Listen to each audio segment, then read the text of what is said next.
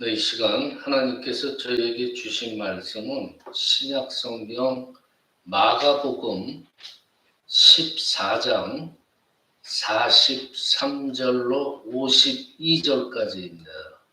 신약 성경 81페이지입니다. 마가복음 14장 43절부터 52절까지입니다. 뜻을 잘 생각하시면서 한 목소리로 함께 봉독하십니다. 시작. 예수께서 말씀하실 때 곧 12 중에 하나인 유다가 왔는데 대제사장들과 서기관들과 장로들에게서 파송된 무리가 검과 뭉치를 가지고 그와 함께 하였더라. 예수를 파는 자가 이미 그들과 분노를 짜내리되 내가 입맞추는 자가 그이니 그를 잡아 단단히 끌어가라 하였느니라.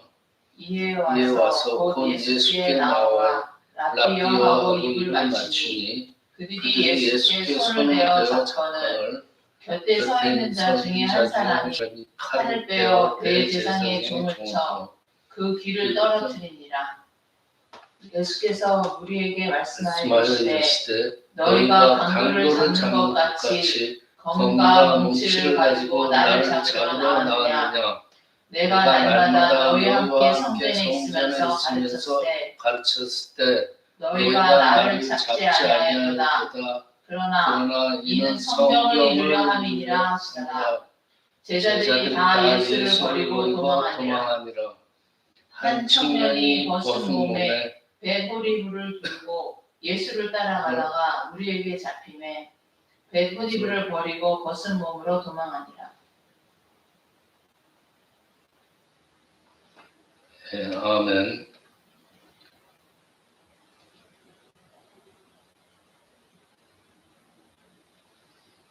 네, 오늘 말씀의 주제는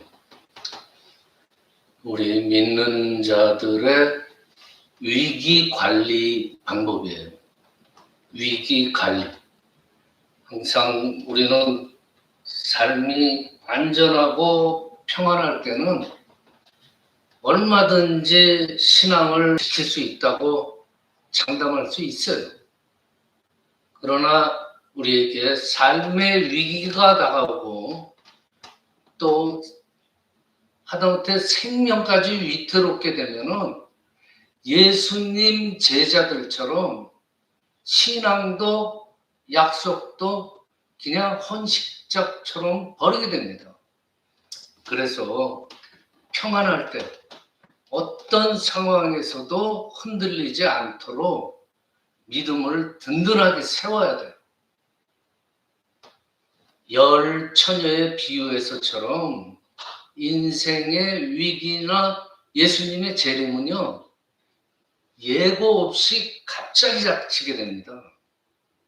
그러므로 우리는 디모데 후서 4장 7절의 바울의 고백처럼 내 삶의 순간순간을 마치 마지막인 것처럼 선한 싸움을 싸우고 나의 달려갈 길을 마치고 믿음을 지키는 그러한 말씀처럼 후회를 남기지 않는 삶으로 만들어가야 돼요.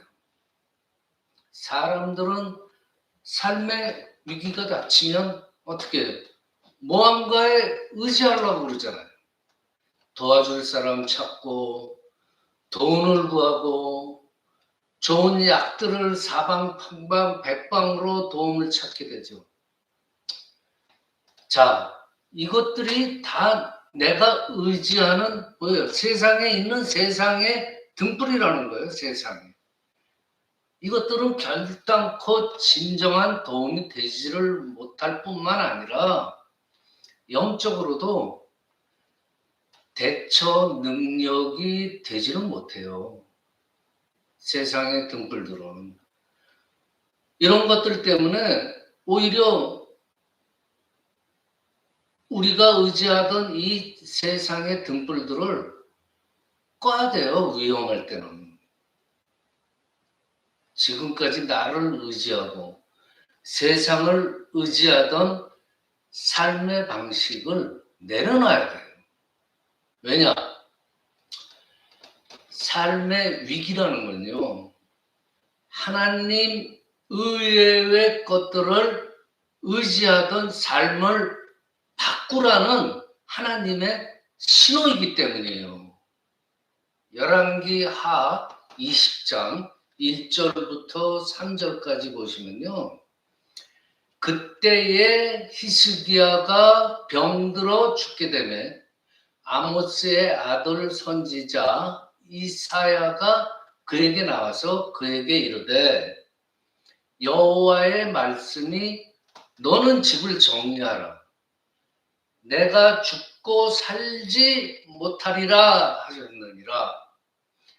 이에 히스기야가 얼굴을 벽으로 향하고 여호와께 기도하여 이르되 여호와여 구하오니 내가 진실과 전심으로 주 앞에 행함으로 주께서 보시기에 선하게 행한 것을 기억하옵소서 하고 히스기야가 심히 통곡하더라 그래요.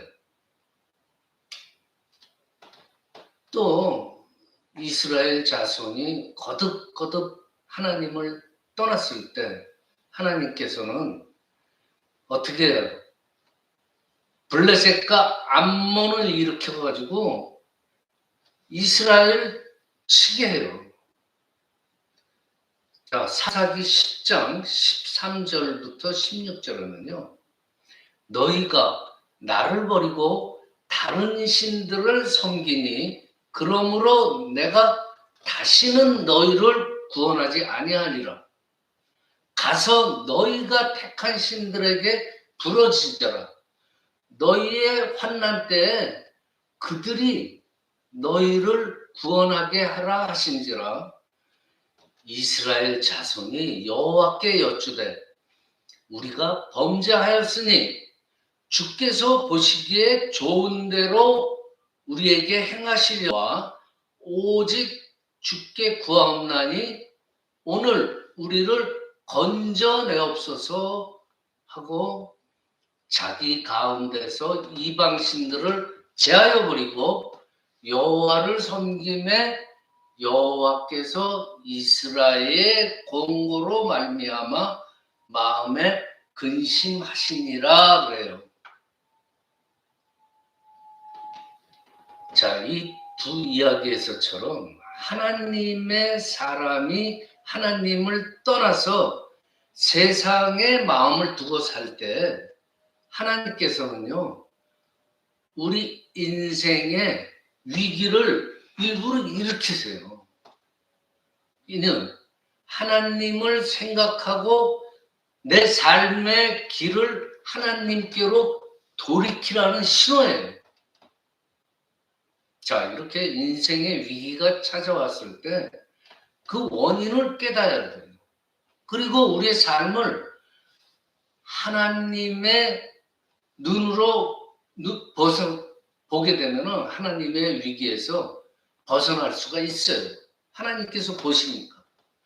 그러므로 우리 신앙인의 진정한 위기관리 능력이라는 건요, 한 길이에요. 하나님을 찾고 의지하는 거예요. 자, 그러면은 이 위기관리 능력을 어떻게 우리가 갖추나?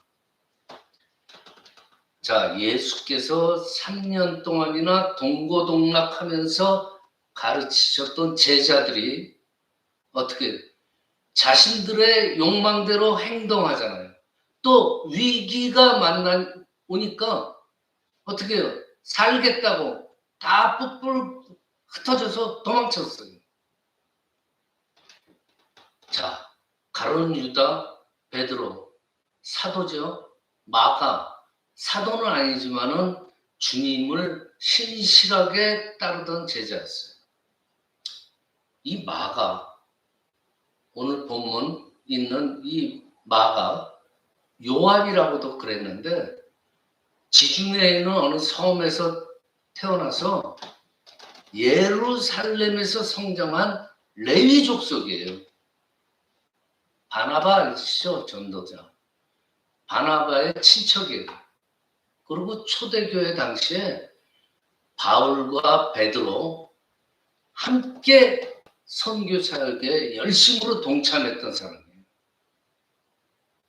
이 마가는 물질적으로도 풍부했다고 그래요. 예를 들어서 마가 집의 다락방에 120명이 모였다고 그래요. 그러니 그 재산의 규모, 그것들을 짐작할 수 있죠.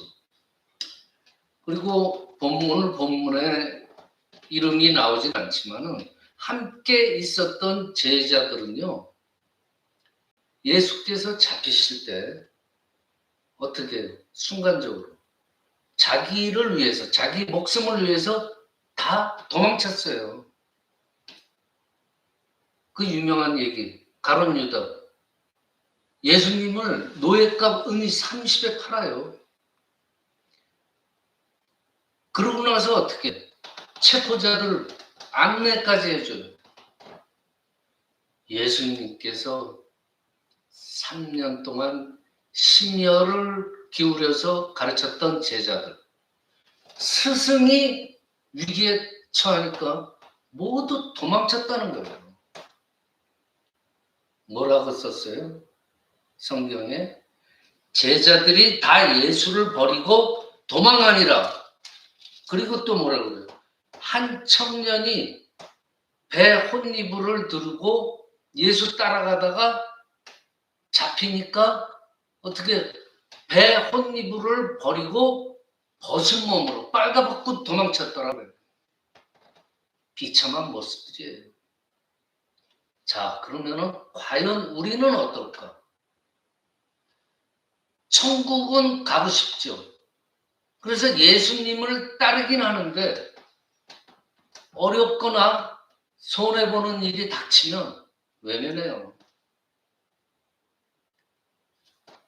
일상에서 믿음이 준비되지 않으면요, 예수님의 제자들처럼 내 삶이 힘들고 어려울 때, 위기가 닥칠 때 세상과 타협하거나 세상과 타협하기 쉬워요.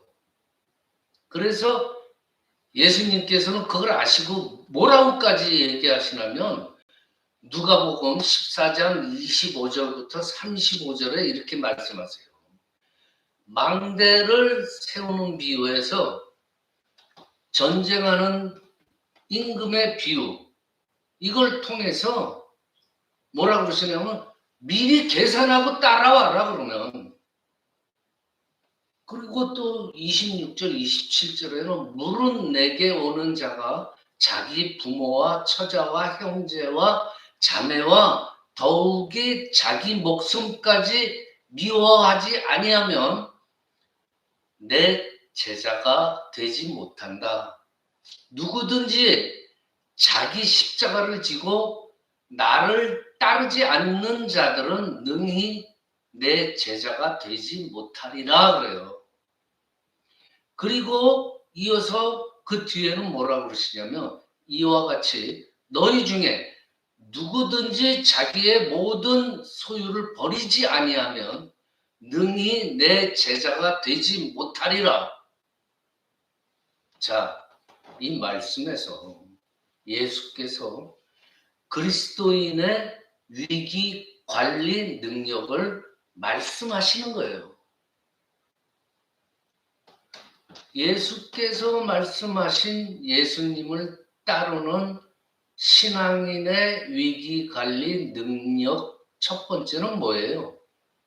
예수님께서 말씀하셨듯이 자기 버림이에요. 자기를 버린다는 것은 내 생각과 내 뜻, 내 경험, 내 계획, 심지어 내 목숨까지도 예수 그리스도보다 앞세우지 않는 거예요. 이게 무슨 위기관리 능력이냐라고 생각할 수도 있어요. 그렇지만 예수 그리스도를 따르면서 내가 살려고 생각하든지 내가 잘 되고 부귀 영화를 누린다고 생각한다면요, 예수님의 제자로서의 성공 가능성은 제로예요. 마태복음 16장 25절에 누구든지 제 목숨을 구하고자 하면 잃을 것이요, 누구든지 나를 위하여 제 목숨을 잃으면 찾으리라 그래요, 예수님께서. 그리고 로마서 8장에 이렇게 나와 있어요. 너희가 육신대로 살면 반드시 죽을 것이로되 영으로서 몸의 행실을 죽이면 영으로서 살리라 그래요. 자, 에스더 아시죠? 죽으면 죽으리라, 그런 결심으로 예수님께 딱 붙어 있는 것이 우리 신앙인들의 위기관리 능력의 첫 번째예요. 예를 들어서 만일 가룟 유다처럼 예수님 팔고 자기 잘 살겠다고 했거나 다른 제자들처럼 예수님 버리고 떠나서 세상으로 가면은요, 그 결과는 완전한 실패예요. 여러분들 성경에서 보시다시피 어떤 죽음이에요? 더 무시무시한 영적인 죽음이에요.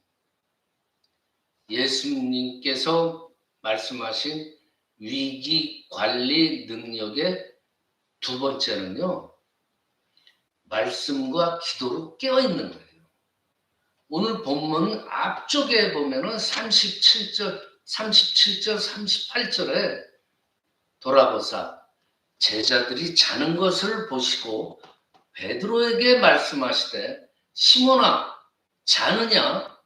네가 1시간도 깨어있지 못하냐? 시험에 들지 않게 깨어서 기도하라. 육신이 약하도다. 그래요. 예수님께서 제자들한테는 시험에 들지 않게 깨어있어 기도하라 라고 충고하시는 거예요. 예수님의 제자들이 위기를 이기지 못하고 도망한 것이 뭐 때문이에요? 말씀과 기도에 깨어있지 않았기 때문이에요. 오늘의 이 말씀은 변함없는 진리예요. 이 시대의 신앙인들이 세상 일이나 여러 가지 상황과 여러 가지 어려움으로 인해서 말씀에도 기도에도 깨어있지는 못해요. 여러분들, 위기는요 순식간에 다가와요. 위기라는 것은요 나한테는 해당 안 된다 그렇게 생각한다면요 엄청난 실수예요. 항상 준비를 게을리하면요 갑자기 닥치는 그 위기를 이길 수가 없어요. 데살로니가 전서 5장 2절 3절에 주의 날이 밤에 도둑같이 이를 줄을 너희들을 알아야 한다 그래요. 그들이 평안하다 안전하다 할 그때 임신한 여자에게 해산의 고통이 갑자기 이른과 같이 멸망이 갑자기 그들에게 이르리니 결코 피하지 못하리라 그래요. 우리의 생활에서 항상 나를 낮추고 예수 그리스도를 앞세우고 세상의 일보다 먼저 하나님의 말씀과 기도에 깨어있을 때 하나님께서는요 어떠한 위기도 능히 이길 지혜와 능력을 우리에게 주십니다. 말씀 마칩니다. 지금 이 시대, 이 세계는요 영적으로는요 정말 깜깜한 한밤중이에요. 지금 이 시대들 정말 언제 어떤 일이 일어나도 이상하지 않을 그런 위험한 세상이에요, 지금. 그렇지만 아직은 기회가 있을 때 다가오는 위기를 예수 그리스도 안에서 헤쳐나갈 지혜와 능력으로 채우시는 저와 여러분이 되시기를 축원합니다. 기도드립니다. 아버지 하나님 감사합니다. 자기 생각과 뜻, 자신의 경험, 자신의 계획, 심지어 자신의 목숨까지도 예수 그리스도보다 앞세우지 않게 하여 주시옵소서. 항상 나를 낮추고 예수 그리스도를 앞세우며 세상의 일보다 먼저 하나님 말씀과 기도에 깨어있게 하여 주시옵기를 간절히 바라오며 거룩하신 우리 주 예수 그리스도의 이름으로 기도드리옵나이다. 아멘. 네,